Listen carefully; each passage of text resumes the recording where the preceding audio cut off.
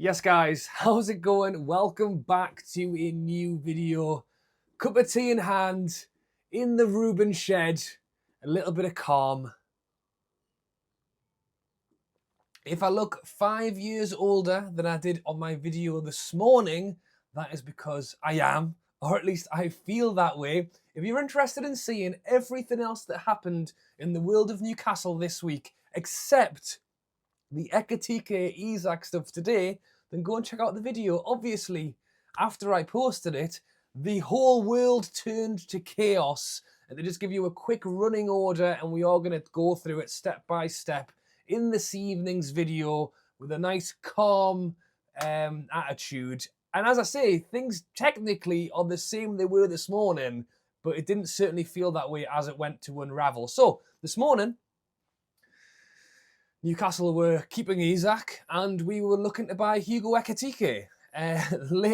Around lunchtime, the bid of 70 million was rejected from Newcastle to Frankfurt for Hugo Ekitike. Moments later, literally exclusive after exclusive, Fabrizio Romano, Ornstein, Craig Hope, Keith Downey getting the final say today, which is the one we're going to talk about. That's the one we like. Liverpool approached Newcastle over Alexander Isak, and everyone just flipped the lid and went absolutely crazy. Not long after that, Newcastle came back to say not for sale. Big up Keith Downey, lead writer from the Chronicle as well.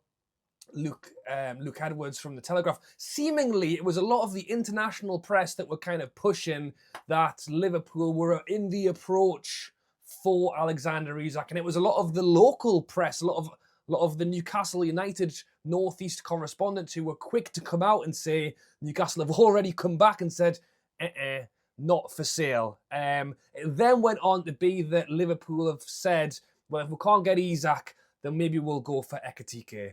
And now we've found ourselves back to where we were this morning with Isak not for sale and Newcastle still trying to buy Ekitike. Having said that, with a bid rejected, and would Newcastle look to go in again? So yeah, it has been a lot. Liverpool presumably didn't get what they wanted in this.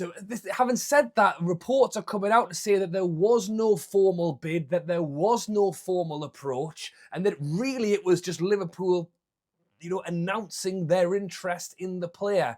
There's been no denying the fact that the likes of Liverpool, Chelsea, let me rephrase that. Who isn't interested in Alexander Isak? Is every team in the world not interested in Alexander Isak? So that isn't new news. That isn't something that we didn't already know. And although you could argue that, Newcastle have had a little bit of a win today, a little bit at the time of recording, because just knowing me, something else is going to change later on this evening. But at the time of recording, what felt like the sky was falling to kind of finish the day, having Newcastle come out and go, nope, not for sale. We're still in for Ekitike. We're still business as usual on our part. Although you could argue that Newcastle had that little win because of that, did Liverpool still potentially achieve maybe what they were really trying to achieve today? Sit with me, cup of tea, keep calm. And what I mean by that is that we already know Liverpool are interested. And didn't everybody know that? The whole world's been talking about it for the second half of last season. Arsenal are interested, Chelsea are interested. The difference with today is really kind of letting Alexander Isak know that Liverpool are interested. And look, people calling it kind of like a power move from Liverpool's side to come in and go, look, well, if you're not going to give us Isak, then we're going to go for Ekitike. I can certainly see that point of view. And I guess for us, the noise has very much been that Newcastle have no rush to sell Isak. Isak isn't for sale. We're going to talk about contracts. We're going to talk about some other stuff in this video very, very shortly. But the idea now that Liverpool have publicly addressed their interest for Isak, and we don't know. I'm not privy to it. Could Isak, is Isak happy? Very happy. Has no plans to leave.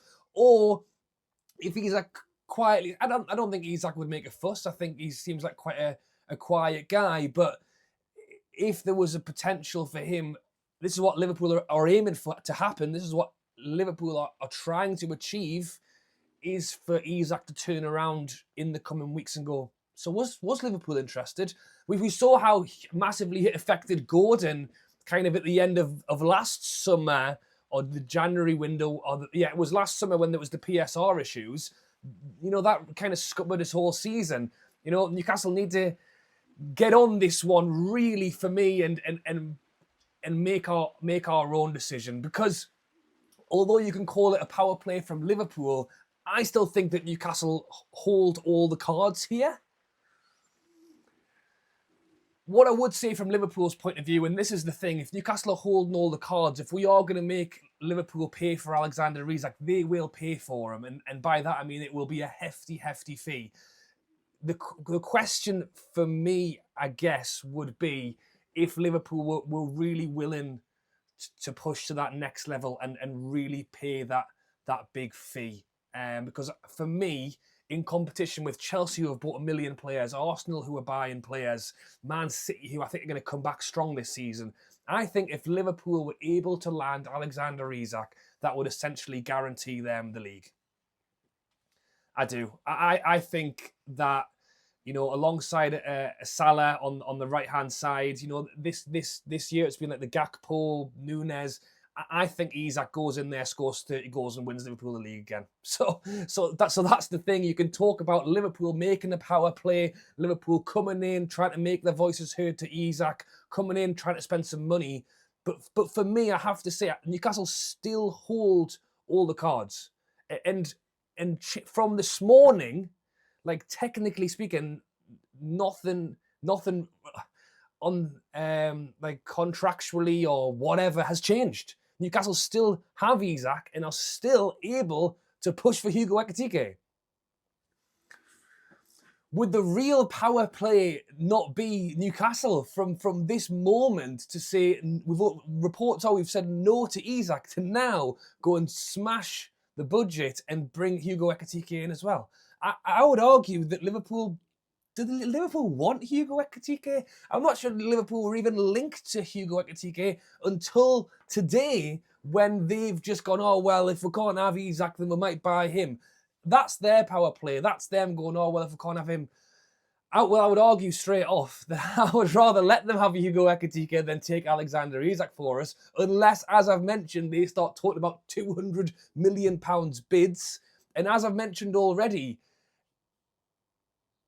if you can go and buy a player like that for that amount of money and nigh on guarantee the league, you can see why Newcastle are asking for those humongous fees. But right now, I would say that Newcastle hold all the chips. They have Alexander Isak and they have the funds to still go and push for Ekitike. So wouldn't that be the ultimate power play? Would you, after today, let me know in the comments and the likes, do you want Newcastle to go, you know what it is today? Sod it. We're going to push. We're going to do us. I'd love for Newcastle to basically hit back, and tomorrow morning Newcastle have paid the release clause for Hugo Ekitike and he's on his way to the club, and we're keeping Isak as well, by the way. That would be the power play for me. We have all the cards. Nothing's changed. Hopefully nothing's changed for Alexander Isak in his head as well. And contracts as well. Contracts. That's the other one. Newcastle, we need to move. The discussion from Keith Downey was that nothing has gone ahead with a new deal for Isak. Craig Hope from the Daily Mail actually saying today that Newcastle were in contract talks with Isak, but Paul Mitchell, everybody's favourite sporting director, I need another sip of me cup of tea.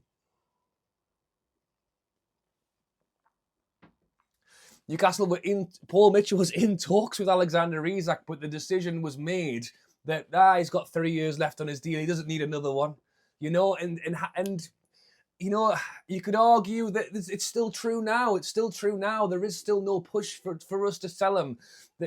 The idea of us to go and push for that extra year, push for that extra 2 years, that would be really showing, for me, I think would would cull what otherwise is going to be a summer of this saga. I think even if Newcastle go out, if Newcastle decide to not get Ekitike, if Newcastle decide to get Ekitike, if Newcastle decide to go and not get a new striker, get a new striker, as long as Isak hasn't signed a new deal with Newcastle, I think the Liverpool conversations will continue to rumble on.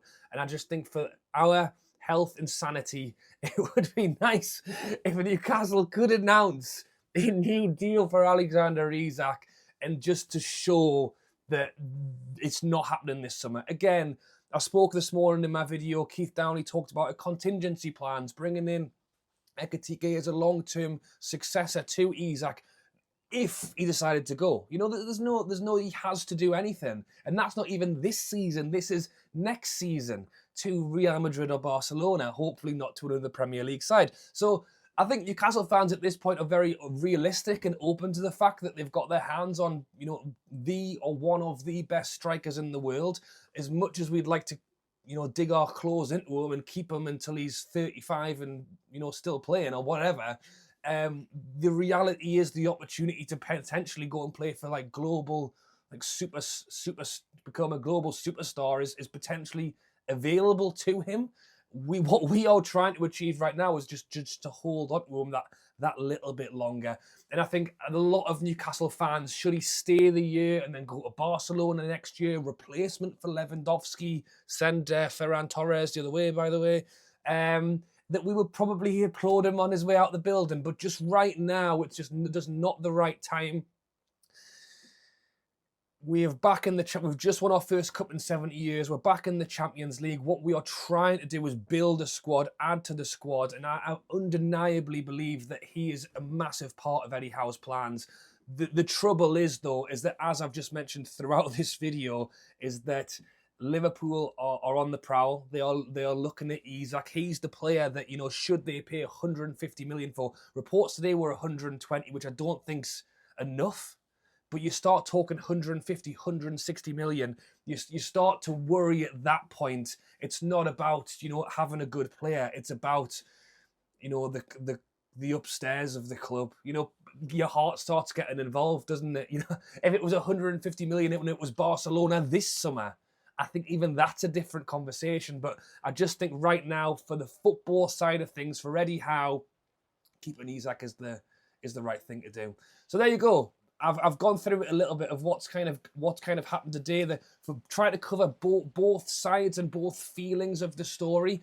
As I technically, really nothing's changed. You know, the video I did this morning is still right, because when I posted it now, really nothing is actually massively changed from one step to the other. Liverpool still want Isak. Newcastle still want Ekitike. Newcastle still want Isak to sign a new deal. Like, nothing has actually changed. The only thing that I hope hasn't changed, and I think probably what Liverpool have tried to achieve here is, as it starts lashing it down outside, is Isak being more aware of his situation and what is available out there for him.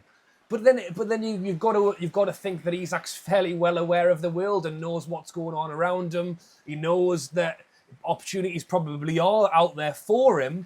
But if Newcastle, and let's hope the weather isn't a sign of what's to come this week, absolutely taking it down. I'm going to leave it there because I am starting to waffle a little bit. Thank you for watching, guys. Drop a like on this video if you want to see Isak stay at Newcastle. That should be an easy like for you. Drop a like if you would like to see Newcastle still go for Ekitike. You talk about Liverpool power plays. The Newcastle power play has to be to move on that Isak contract. Eddie Howe has spoken about giving players the wages they deserve. Is Isak becoming Newcastle's first 200 grand a week wage player with an extra year on his contract? Not exactly what Newcastle needs to do. And power play number 2, £86 million release clause on Ekitike, go and do it. I mean, it's like the total opposite, isn't it? We're talking about the upstairs of Newcastle considering the cash in on Isak. I'm going the complete other way. PIF want to be the best club in the world. You get there by doing those two things I've just said, not by selling your best player. Thanks for watching, guys. Drop a like, comments down below. I've rather than just coming on and ranting and raving as a Newcastle fan, I've tried to discuss it a little bit deeper there. Because honestly, I think until a deal is signed for Isak, this conversation will probably go on all summer. And a conclusion or, yeah, would be better. Thanks for watching. And I'll catch you later.